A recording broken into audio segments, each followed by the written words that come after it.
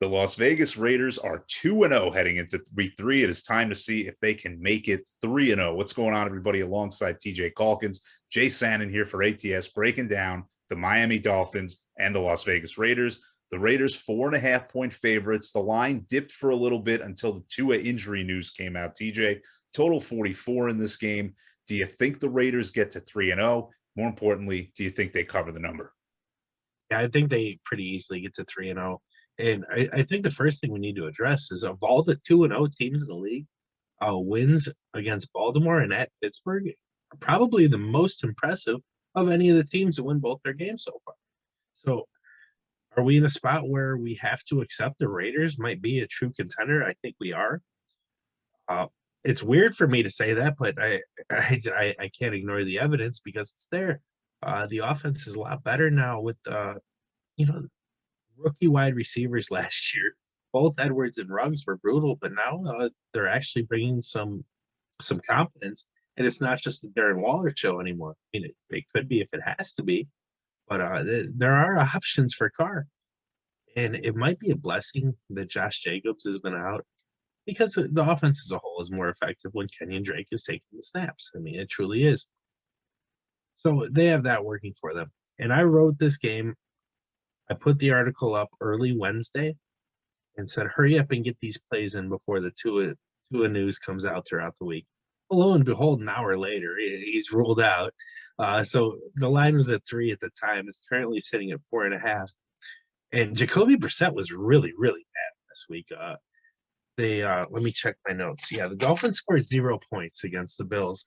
And I think they're going to have those difficulties scoring again. So even if the Raiders' offense isn't efficient, even if they have an off day, it is just difficult to envision the Dolphins scoring enough points to be within even a touchdown or the spread of 4.5. The Dolphins have 17 points on the season. You know, they had a win week 1, but they only scored 17, and that was with Tua. So I'm not expecting much from that offense. I do expect the Raiders to have a similar game, perhaps even better than they did against the Steelers last week.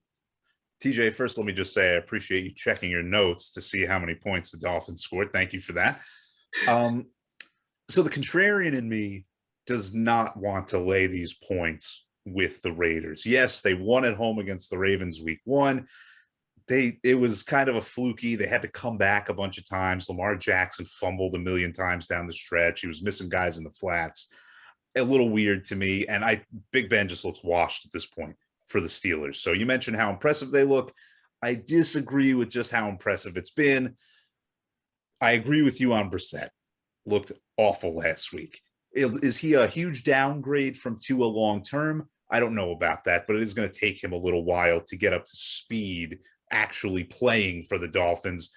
But I will say this, if I was to go any direction with this game, I think it would be the under. That way I'm not trusting Jacoby Brissett to try and cover the spread for me. But I think the Dolphins, they do bring a decent enough defense into this game. And I think that the Raiders defense, which is a little hit or miss, is aided by the fact that Brissett is going out there for Miami. You're just playing devil's advocate to your point here real fast.